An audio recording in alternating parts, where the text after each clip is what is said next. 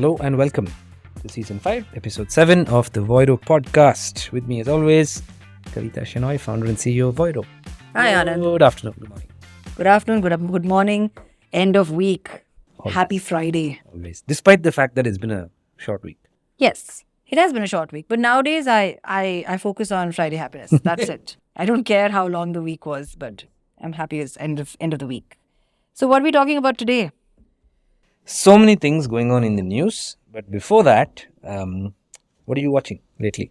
I want to hear what you have on your mind because before we started this podcast, you got into it. So you're on a roll. So from a content perspective, I've been watching a few different things. We've been rewatching Big Bang Theory in my house. Nice. I watched a movie called Love Again. This is the start of the last 2 months of the year where the quality of content that I watch starts to dip. All cozy, romantic, Christmas content. Yes. Yeah, and the horrible, the worse the content is, the sort of The more the satisfaction. Yes. But I have been keenly following the Hasan Minhaj story, which has of course unfolded again last night. So in September, I was thinking about the fact that, he got out of late night television. Well, actually he did a while ago because after the Patriot Act and everything else he stopped. But I was thinking about how the writer's strike might affect his life. And in September, the New Yorker dropped a pretty explosive story around the fact that a lot of the creative license that he took with his work was misleading and basically cancelled him. Gosh. But I've seen a lot of comedians get cancelled. But last night, he responded. After 2 months. After 2 months. After like a month and a half. With a 20-minute video where he came. The video is titled, I Brought Receipts. Oh, nice. And he really ripped into that. Yeah, he did it. And it was a very detailed, nuanced response to almost every story in the article. And I'm still processing it, but I was very impressed with the fact that he came. Because I've always been a fan of his work. And Right. I felt sad back in September. I had to think about how much creative license is acceptable to me. Can I separate the art from the artist, even though it wasn't really a controversy of that nature. But I was very impressed with the fact that he came. So what was the crux of the piece and what was he addressing? So the crux of the piece was the fact that he uses personal stories and builds a lot of his content around himself as a character. As most comedians do in any As case. many comedians do. Right. Comedians of a certain brand. Right. For sure. But, and obviously his stories involve himself, his life, his experiences as a child of an immigrant, as a Muslim in the United States, and also involves his family. Right. But the story basically talked about the fact that the creative licenses he uses, according to the story and the accusation, borders on basically faking stories that never happened. In fact, the title of the article was sort of there's a word for the footnote below the headline of an article. I forget what it's called. What, a subtitle? No, it's not that simple. Lena and me both are like, subtitle? I will Google it at some point. Yeah. But they basically... byline? No. Byline is when you have your own... I forget. But that little paragraph basically says, does it matter that these things never happened to him? Or something to that nature. And he basically came back with proof that it did happen to him. That there is creative license, of course. But Right. the creative licenses are both within limits because he's able to deliver the story. Right. And are also within limits compared to other comedians. Yeah. But he also breaks down the fact that he represents two brands of comedy. One where he's the centerpiece and one which is Patriot Act where the centerpiece is a political issue, where there's far lower creative. He also said he began the entire video with a blanket apology He did. to whoever he For may have. creative freedom in general. Right. But as with most issues today, it's complicated, it's layered. Yeah. You can't really point a finger to either one of them. Yeah. I mean, from the excerpts that you're talking about when we were describing this entire fracas to us, was that there is some amount of eyebrow raising, misquoting, which he's kind of pointing out. And he has evidence. He has recorded every interview. And you were talking about Beyonce's team, I think, came back and talked about how they record every interview on a private server. My God. so that they have. So no deep fakes. No deep fakes allowed. Yeah. But he can. Yeah. So he's a 20-minute retort where he plays recordings and he corroborates all of his sort of rebuttals, along with an apology and with some humor thrown in, of course. Yeah. He On starts off by saying, "Am I really a psycho?" Prove to you guys that I am not. But he's clearly been deeply affected by it. He's been cancelled. He's been trolled. What would you do if you're cancelled? Would you cry? Would you try and like sort of I'm sure it's not easy. uncancel yourself? I mean, I've always thought about public figures and wondered what their comment section is like. Do they read it? Do they pay attention to it? Because I know they have teams that monitor it, but I am very certain that most public figures Google themselves and they're not made of stone. I'm sure it affects them. Like the eldest son in Succession, who they make them read out the tweets, right? Yeah. Anyway, speaking of tweets and X, which makes no sense now because it's not X's. It's not X Xing. is a subconscious, is an experience in your consciousness. No, what is it? I have no idea, dude. It sounds like WeWork almost. Yeah. WeWork's filing and Yeah. when they spoke about themselves. Anyway, so they have launched video and audio on X. What do you think about that? So can you call the president? So there's two sides to this, right? One is they've launched long form video content, Yes. which I have personally really enjoyed. on X? On X, yeah. You watch it on X? Yes. Nice. you So it can. drives discovery. It is, I wouldn't say drives discovery, it is deeper engagement. Because now that I think verified Twitter users can post longer articles and not just 280 characters, and can also post 50-minute videos, 70-minute videos. Previously all the content was only short form. But I have surprisingly found that I'm actually sitting and watching it. The only thing that Like, what do you watch? This is going back to my surprises when you watch, like, vertical videos on your CTV from YouTube. yes. Shorts. Yeah. What do you watch on X? Take Lex Friedman, for example. His podcasts are notoriously long. And now he doesn't just put his Audio. YouTube link on Twitter. He puts the whole video there. Oh, You nice. can watch the whole thing. Yeah. So it is discovery. It's not like Twitter has their own video platform. You are actually embedding the video onto Twitter. Yes. Yeah. Did Yes. somebody else drop an entire episode or some such Silo or somebody, I think, Yeah. dropped an entire foundational Silo, Yeah, they dropped an did. entire episode on Twitter. My only problem is it doesn't fit into my sort of... But you're a quick study, clearly. No, but the thing is, I look at Twitter in between my day, right? So I'm walking around the office or taking a break. If this was YouTube, I have playlists, I have bookmarks, I have a very sorted system. Well, does it connect? So if I like a video, does it go back to the recommendation of YouTube? No. And Twitter has bookmarks, but I barely use them. yeah, me I just neither. like and And proceed. my X usage is always very transient Yeah. for that time, for that day. What I want, and I consume whatever I need. This was a big topic of discussion 2 weeks ago when the Israel-Hamas conflict broke out. A lot of people were asking themselves, like, did you use Twitter to catch up on the news? And apparently many people use Threads. I use Instagram.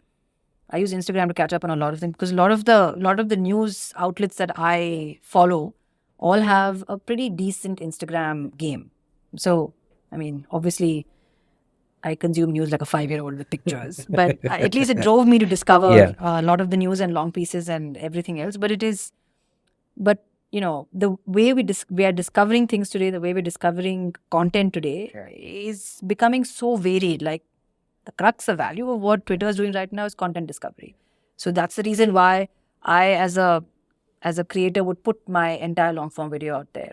It really doesn't matter, and I'd probably pay for it as well because it's a channel of discovery. Would you pay $1 a year for Twitter? Actually, I would. Today, I would. I mean, after everything has died down, Yeah. I would. I mean, Twitter Blue, Twitter verified, X Blue, X verified, whichever combination you want to use. I thought it blew. Okay, huh? Whichever combination you want is not yet priced for India. Like, I wouldn't mind if it was $100 Maybe a they just month. think we're cheap, and they don't want us to pay. I don't know. Maybe the US will again subsidize us like their big brother way of doing things. They Hey, should. that, yes. Yes. All right. So Q3 results are out, and they don't look that bad. The New York Times today also said that the US economy is quite buoyant could be driven by inflation as well. So it's a good thing. Alphabet is up in double digits after a really long time. And there are three areas in which they are looking at focusing, which is AI, retail, and YouTube. And this is what Sundar Pichai has been sort of saying for a really long time, and they haven't really moved away from it. In AI, they are focusing only on Performance Max. And PMax has been, the bane of everybody's existence, the joy of everybody's existence, the black box. It's like the Pandora's box, right? You have like everything in there, but you don't know how to sort of access it and rationalize it. But they seem to be doubling down on it.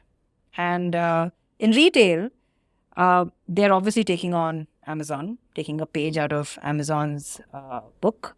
And they're going to have shopper deals directly on search results. Today, I don't know whether you do this at all, but there is a shopping tab within Google search. You could go there. Occasionally, when you're looking for, say, trousers or cotton dress or swimwear or whatever, you have a rail that actually shows you a collection of different stores. So I'm assuming that they're going to do something more in that one box on top. But what they've said in this particular article is that they're going to be looking at micro peaks in the shopping season, right? Yes, these are new words. Sounds like a chiplet. Yeah, like a chiplet. Oh my God. So anyway, I just remember the chiplet. Anyway, so these micro peaks basically are like Prime Day and any kind of or a Cyber Monday, etc. as a sale day. But there are short bursts of repeated sale activities on some theme or the other that they will drive in their search results. But they will also use AI here to be able to drive discovery and then drive it to the end retailer. So it's complicated. Okay. But what I was thinking of was that if Google does it as the market leader, has these micro peaks, can you imagine the number of micro peaks that every one of our e-commerce guys are going to have? We're going to have a sale every second day. Of course. Right? We already have like a bunch of stuff that's on sale most of the time and whatever else, but it'll be far more organized. Yeah. I mean, I've seen our colleagues perk up around Big Billion Day every year on Flipkart. They share deals and they share data with each other. Yeah. But I feel like every time I open Myntra, there's some sale or the other going on. So are you ever going to pay true price? No, absolutely not. So for what would you actually pay true price? Anil once called this new age socialism. We see money is being distributed to everybody else. Yeah. But No. what would you actually pay true price for? I mean, something that you want urgently or that you just can't do without, or...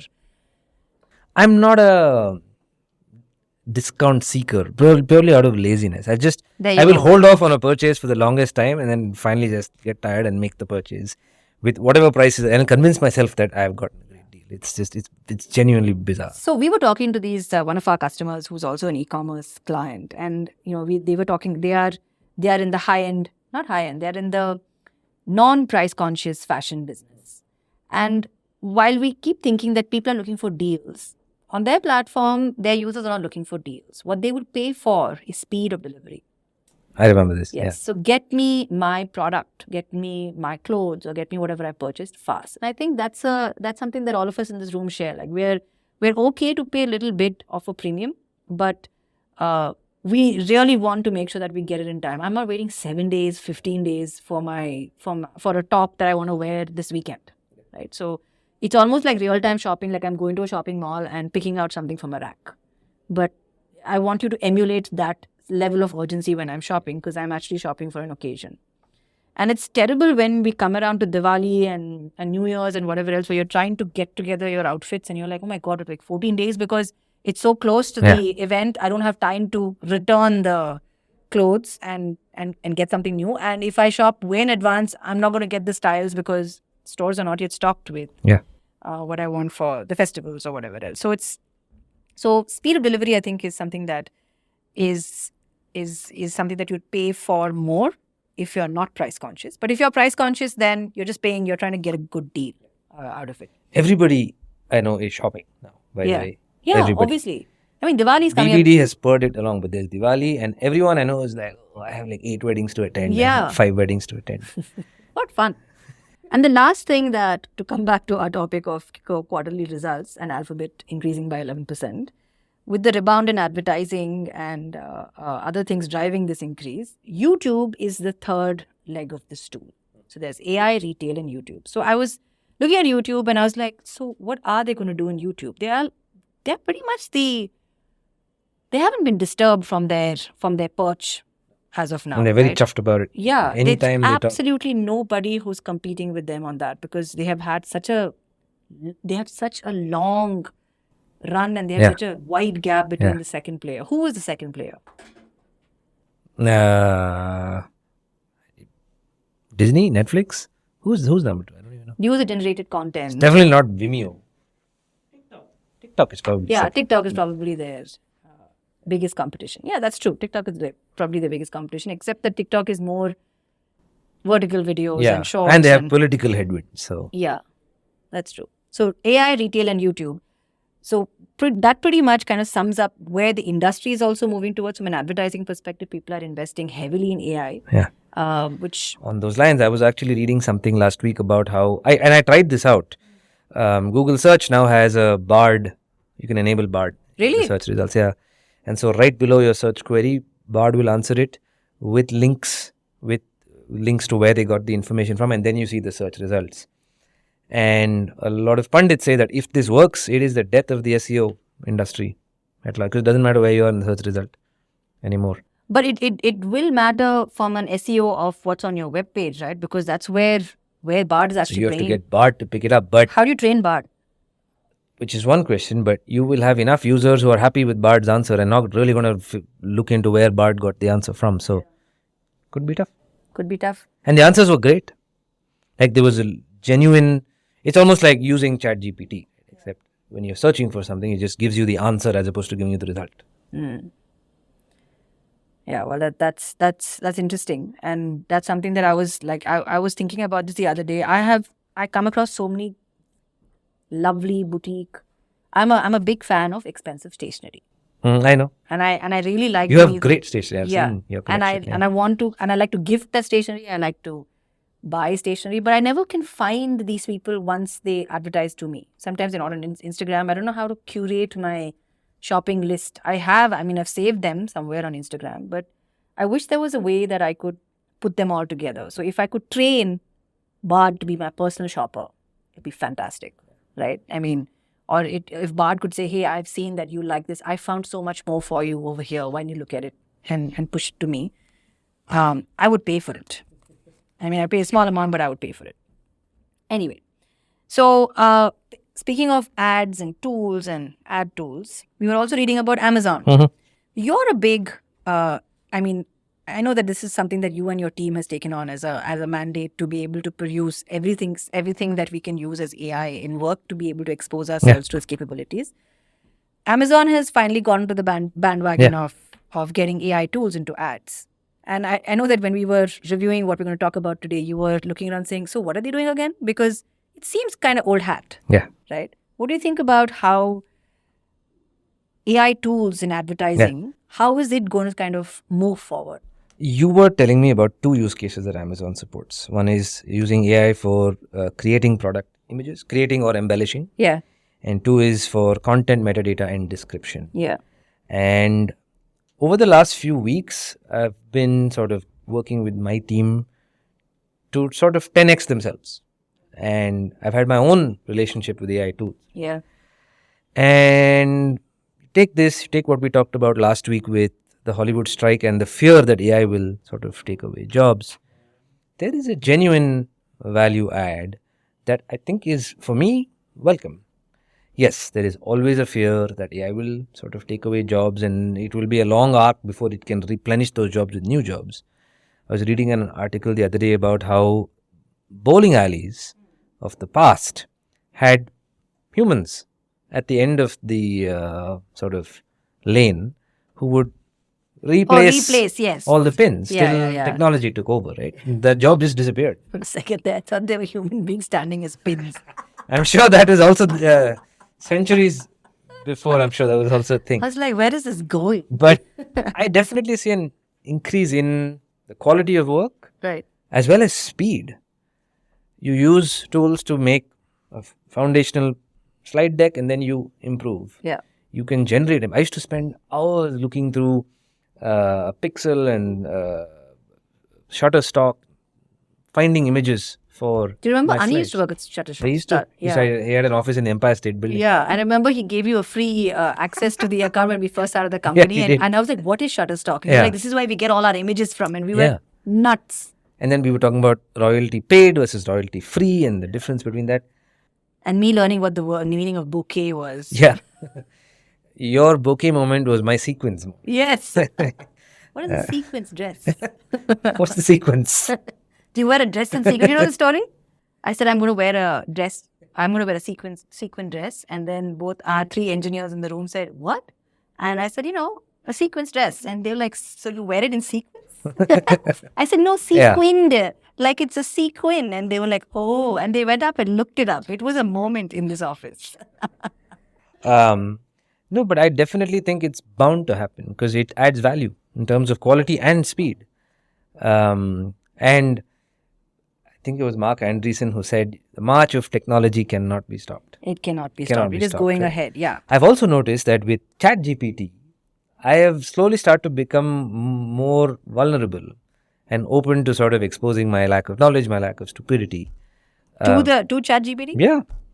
It's like they say you can judge a person by their YouTube search or their Google search history. I think this is way worse. This is way worse. I'll give you an example. I just like last weekend, I went to ChatGPT and I said, okay, everyone is saying that the US deficit, the federal deficit, is something that is a cause for concern. Explain this to me like I'm a child. And it did. So obviously now it knows where I lack technical knowledge when it comes to global macroeconomics. But it was definitely interesting for me to be vulnerable and said, okay, sure, don't worry. I'll explain this to you. No judgment.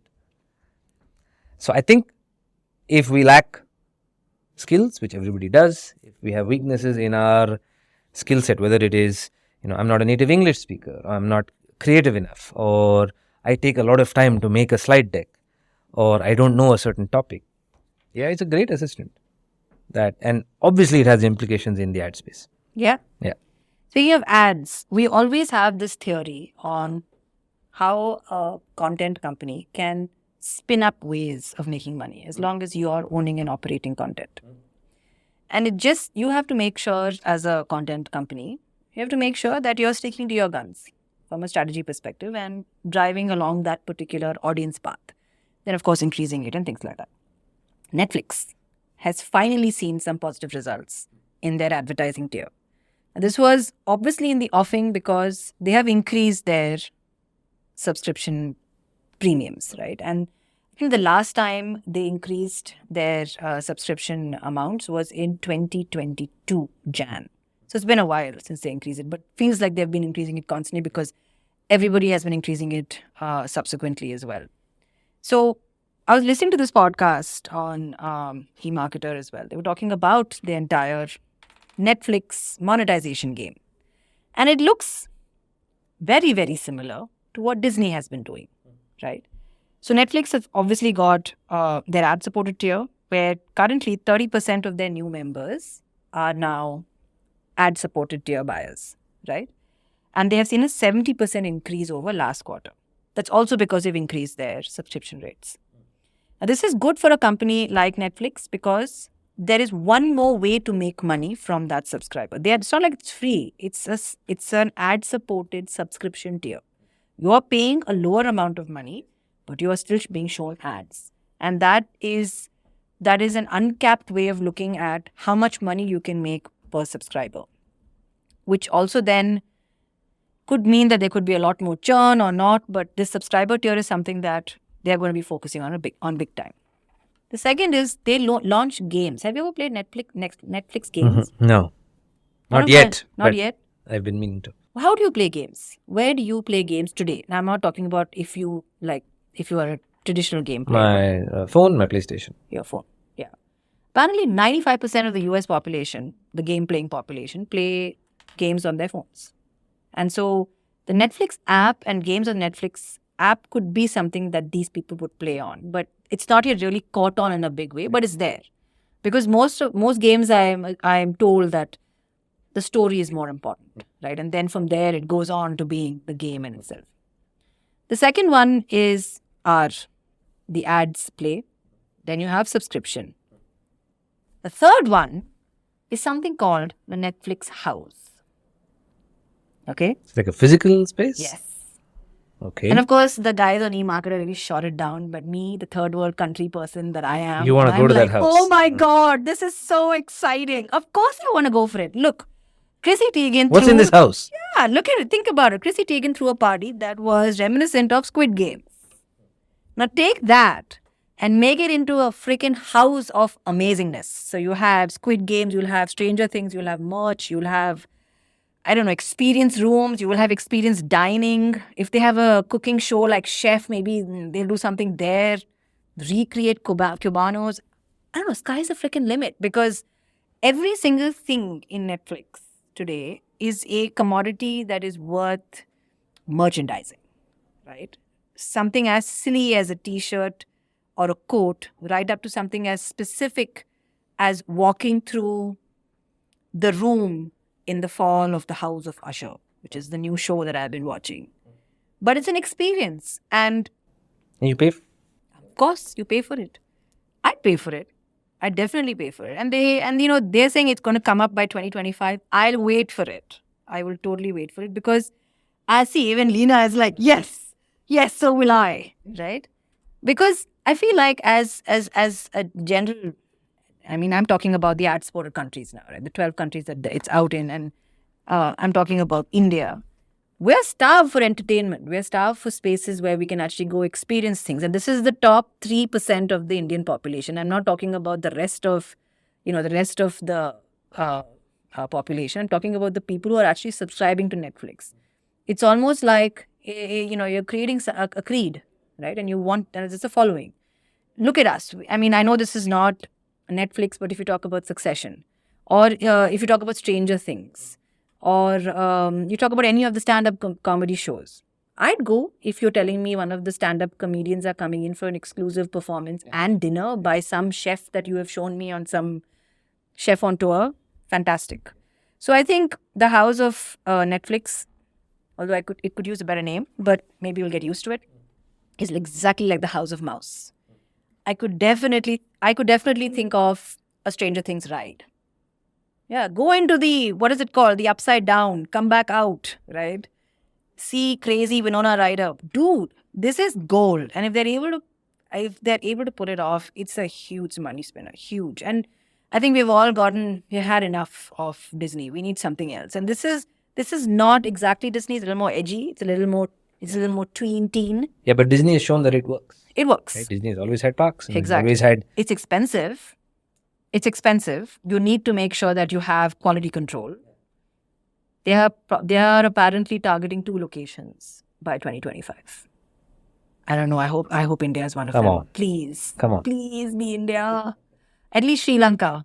I think one of the two, like, it just be there. But I don't know, how they're going to be able to pull it off because they'll also need that kind of, money to flow into them. So one will be in North America.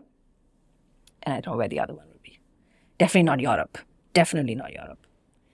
But maybe Korea, thanks to Squid Games. But yeah, so I think that's something that I feel like they should really catch on fast. 2025 is really not that far away. Especially if they can tease the ideas with pop-ups and things like that they can do to keep the idea alive and drum up that interest. It'll be great. So yes, that's what I want to talk about with Netflix. And the last one, which I have to eat my words because I had said this long back on a podcast, saying that, oh my God, Spotify is never going to be profitable. They just turned a profit. What do you know? Right? So our favorite destination for music and podcasts will survive and thrive, which is what and we now want. audiobooks. And now audiobooks, yes. So congratulations to Spotify, and we wish you all the best, and hopefully our usage also goes up because we are like, take our money, make sure that you survive. There's a video I bookmarked just yesterday. Daniel Ek has he's been interviewed where he talks about AI artists. So Grimes has launched a new tool where if you sing, it records your voice, and then it can replay that exact song to you as if Grimes was singing it. Oh my. And basically an AI generated, and it can use everything, use all your words, your tonality, your inundation, your accents, everything in Grimes' voice. My And God, apparently it sounds artists terrible. are up in arms about it because it can really be misused as a technology. But Daniel Ek has come in and talked about the benefits of this, or the downsides. I'm very interested to know, going back to our earlier debate about AI, it seems to be a nice controversial use case. Speaking of controversies and AI and artists up in arms, our dear actors have still not gone back to work, which means that this season is officially a washout. We are Yeah. not going to make any of our shows that were on the floors. Movies are going to be stopped. We're hoping for the best, but there's a Meanwhile, lot. Bear has signed season 3. Oh yeah, Yeah, nice, renewed. nice. Anyway, so that brings us to the end of this podcast. We covered a whole bunch on Q3 results, AI, retail, what's happening in the world of Netflix, our dear Netflix, House of Netflix, which I'm very excited about, and so is Lena. We're going to be the first in line there when it opens. And if you have anything that you want to talk to us about, if you want to be a part of this podcast, please write in and we'd be happy to accommodate you. But that brings us to the end of this week as well. Yeah. Thank you, everybody, for listening. Thank you, Anand. Thank you, Lena. Thank you, Santosh. Thank you, Gautam. Bye, everybody.